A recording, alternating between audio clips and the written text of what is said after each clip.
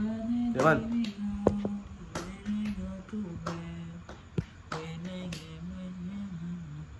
Assalamualaikum warahmatullahi wabarakatuh. Sebelum saya melanjutkan materi, pada penjelasan sebelumnya sudah saya jelaskan tentang isu-isu sekitar konsolidasi yang berkaitan dengan perubahan persentase kepemilikan perusahaan induk atas saham perusahaan anak. Dengan catatan perubahan itu tidak menjadikan pengendalian itu hilang. Artinya, kalau terjadi perubahan, maka tidak sampai perubahan itu menjadi di bawah 50%.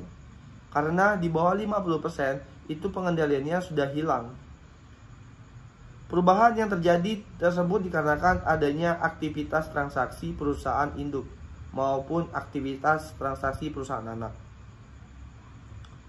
Sekarang saya akan menjelaskan lagi bagaimana akuisisi sahamnya tidak dilakukan di awal periode, tetapi dilakukan pada interim atau di antar periode, awal pada periode akhir sebelumnya itu.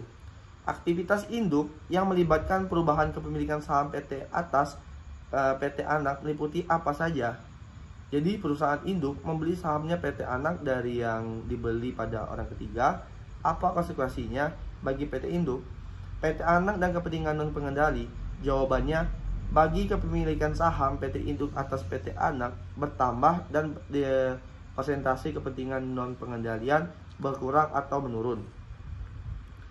Terkait ini, PSAK 65 menyatakan bahwa kalau terjadi transaksi seperti ini yang terdampak perubahan pada kepemilikan PT induk atas PT anak, maka yang harus dilakukan oleh PT induk ketika menyusun laporan keuangan konsolidasian adalah mengakui sebagai entitas. Apa yang dibandingkan sehingga muncul? Kan ada yang berbandingkan terjadi nilai investasi saham yang dimiliki PT induk sebagai akibat bertambah saham yang diperoleh. Bagaimana cara menghitungnya? Nilai aset bersih dari PT anak dikali pertambahan kepemilikan. Nilai aset bersih dari PT anak itu untuk tanggal 31 Desember, maka dari itu kita harus mencari nilai aset bersih dari PT anak pada 31 Desember. Bagaimana cara menghitungnya? Nilai awal di tahun ditambah laba awal, tahun dia ditambah menyesuai atas dikurang nilai penyesuaian yang dikatakan menambah jika PT anak mengumumkan laba, tapi jika PT anak mengumumkan rugi, maka penyesuaian pengurang. Lalu yang disesuaikan itu adalah dividen. Apabila PT anak mengeluarkan dividen, maka dividen ini sebagai pengurang. Langkah selanjutnya kita mengalih dengan berapa persen tambahan saham. Hasilnya berapa nilai hasil investasi atau tambahan investasi yang didapatkan oleh PT induk. Karena dia memperoleh tambahan kepemilikan saham, sehingga ada peningkatan nilai investasi pada PT anak. Lalu akan dibandingkan imbalan yang diserahkan oleh PT induk, sehingga dia memperoleh tambahan saham. Lalu selisihnya seandainya lebih besar meningkatkan investasi PT induk pada PT anak dibandingkan pada imbalan yang dilakukan lebih besar meningkatkan investasi, maka selisih itu akan menambah ekuitas. Itu kalau selisihnya positif. Kalau sebaliknya, maka itu akan mengurangi ekuitas.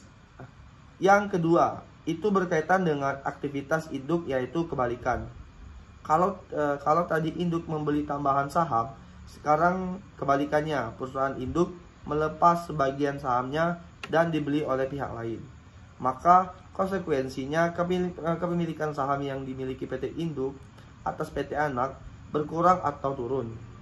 Presentasi kepentingan non pengendalian meningkat. Apa yang dilakukan oleh PT induk? Yaitu sama dia harus menentukan berapa perubahan investasi.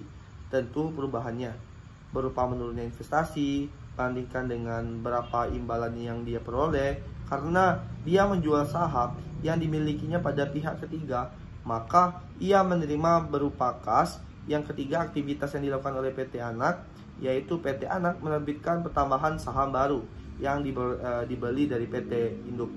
Maka ada perubahan kepemilikan saham PT anak. Bagaimana cara mempresentasikan persentase saham PT induk ketika menambah saham pada PT anak?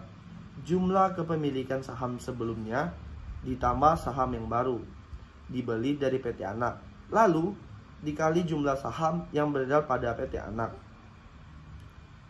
PT induk melakukan perhitungan apakah kepemilikan ini, nilai investasi yang dimiliki PT induk meningkat. Jelas, meningkat menambah nilai investasi pada PT anak. Perhitungan nilai tercatat investasi sebelum ada sesudah ini memiliki selisih. Selisih ini membandingkan dengan jumlah uang yang dikeluarkan PT induk. Jika selisih ini lebih dari uang yang dikeluarkan, maka selisih itu yang diakui sebagai penambah entitas. Baiklah, kita akan melanjutkan materi selanjutnya. Masih tentang transaksi entitas, anak menjual saham tambahan kepada pihak ketiga. Jadi di sini perusahaan anak menerbitkan saham tambahan tetapi dijual kepada orang ketiga. Maka konsekuensi ini akan mengurangi kepemilikan saham PT induk pada entitas PT anak. Maka yang pertama kita harus menghitung apakah entitas ini pada nilai tercatat itu berapa. Bisa kita lihat dampak penerbitan saham baru adalah turunnya kepemilikannya PT induk. Menerbitkan tambahan saham yang dilakukan oleh PT anak itu meningkatkan ekuitas. Karena dengan penerbitan tambahan saham, maka PT anak mencatat modal saham pada debit. Berarti terjadi peningkatan ekuitas PT anak. Langkah selanjutnya adalah kita jurnal eliminasi. Sebelum itu kita harus menghitung dulu berapa posisi dari nilai investasi PT induk, berapa nilai dari kepentingan non pengendali, dimulai dari saldo awal PT induk.